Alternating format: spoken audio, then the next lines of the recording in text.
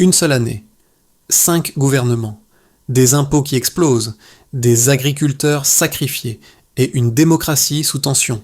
Jordan Bardella n'a pas simplement fait un discours, il a dressé un acte d'accusation. Et si 2025 n'avait pas été une anomalie, mais le début d'un effondrement politique durable en France, dans cette vidéo, on va décortiquer point par point le discours de Jordan Bardella, ce qu'il dit, ce qu'il sous-entend, et surtout ce que cela révèle de l'état réel du pays. Un mot, un seul, l'instabilité. Bardella ouvre son discours par un constat brutal.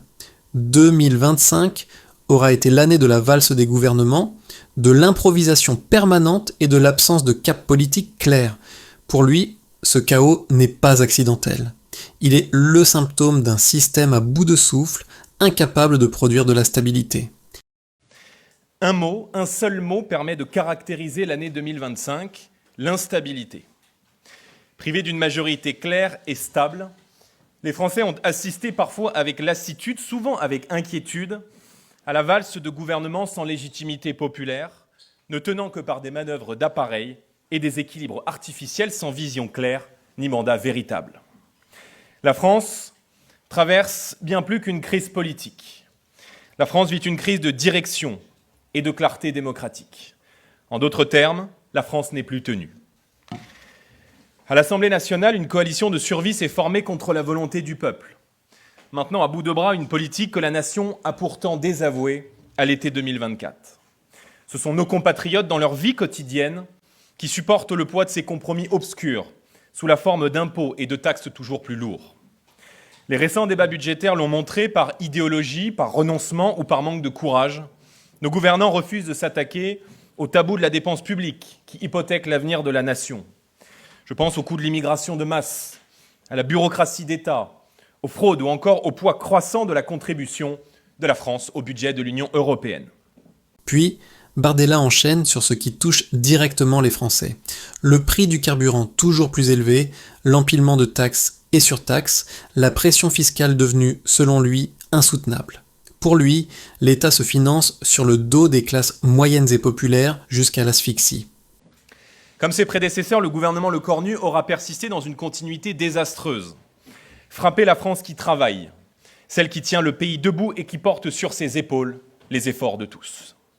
Ainsi, dès le 1er janvier, des millions de Français ont vu le prix des carburants et de l'énergie augmenter une nouvelle fois, fragilisant directement leur pouvoir d'achat. Par simple décret, le rabotage des allocations familiales frappera les familles françaises à hauteur d'1,26 milliard d'euros. La hausse de la CSG touchera de plein fouet les petits investisseurs, ceux qui avaient fait le choix de l'épargne en actions au moment même où nos entreprises ont un besoin vital de capitaux pour investir, innover et produire. La taxe sur les mutuelles pénalisera l'ensemble des Français qui ont une complémentaire santé. Le détricotage du dispositif cumul emploi-retraite symbolise un contresens économique majeur adopté main dans la main par le bloc central, le Parti socialiste et les Républicains. Taxes, surtaxes dites exceptionnelles, prélèvements multiples et prétendues contributions composent désormais un véritable assommoir fiscal qui n'en finit plus d'écraser les Français et d'étouffer la croissance. Trop d'impôts tue l'impôt. Il tue l'envie de travailler. Il tue l'investissement. Il tue la croissance. Et aujourd'hui, il finit par décourager tout un pays. Et quand l'assommoir fiscal décourage ceux qui travaillent, il frappe encore plus violemment ceux qui n'ont déjà plus de marge. C'est là que Jordan Bardella évoque les agriculteurs. Pour lui, l'accord du Mercosur n'est pas un simple traité commercial, c'est une provocation directe envers le monde agricole français. Pendant qu'on impose aux agriculteurs des normes toujours plus strictes, la France accepterait des produits étrangers à bas coût, sans défendre ses propres intérêts. La conséquence est politique et immédiate. Une motion de censure sera déposée dans les prochains jours. Nous le disons, en cette rentrée, un pays ne se redresse pas en pressurant ceux qui créent de la richesse. Il se relève en leur faisant confiance. Voici quelle sera fondamentalement, dans les prochains mois, notre philosophie économique. En cette fin d'année, nos agriculteurs ont de nouveau pris les routes de France, contraints de se mobiliser encore une fois pour leur survie. Cette crise agricole, chacun le sait, n'est ni conjoncturelle ni accidentelle. Elle est le résultat direct de choix politiques délétères que nous avions placés au cœur de notre campagne lors des élections européennes. Concurrence internationale déloyale, effondrement des revenus, avalanche de normes imposées par les bureaucraties françaises et européennes, explosion des prix de l'énergie et poids écrasant des charges, tout concourt à fragiliser ceux qui nourrissent le pays. Dans ce contexte, la signature du traité de libre-échange avec le Mercosur apparaît comme une provocation à l'égard de nos agriculteurs et comme un renoncement grave à la défense de l'intérêt national. Les tergiversations répétées du président de la République, son incapacité à faire prévaloir la voix de la France, son soutien tacite aux négociations menées en coulisses, puis son revirement opportuniste face à la colère du monde agricole, alors même que le vote de la France n'était plus décisif, relèvent d'une comédie cynique, indigne de la fonction qu'il exerce. Alors que la France est le deuxième contributeur net au budget de l'Union européenne, elle disposait pourtant des leviers considérables pour défendre ses intérêts et faire respecter ses lignes rouges. Cet épisode, nous le disons, constitue une nouvelle illustration de l'effacement progressif de la voix française sur la scène européenne. Dans ce contexte, nous l'avons annoncé, je le réaffirme ici devant vous, nous déposerons une motion de censure dans les prochains jours au Parlement européen contre la Commission européenne et à l'Assemblée nationale, nous l'avons fait il y a quelques heures contre le gouvernement Lecornu. Lorsque ceux qui gouvernent fragilisent et faillissent à défendre les intérêts supérieurs de la nation, il est du devoir de l'opposition de se lever et de se mobiliser. Avec notre agriculture, ce n'est pas seulement la souveraineté nationale qui est en jeu, aussi essentielle soit-elle.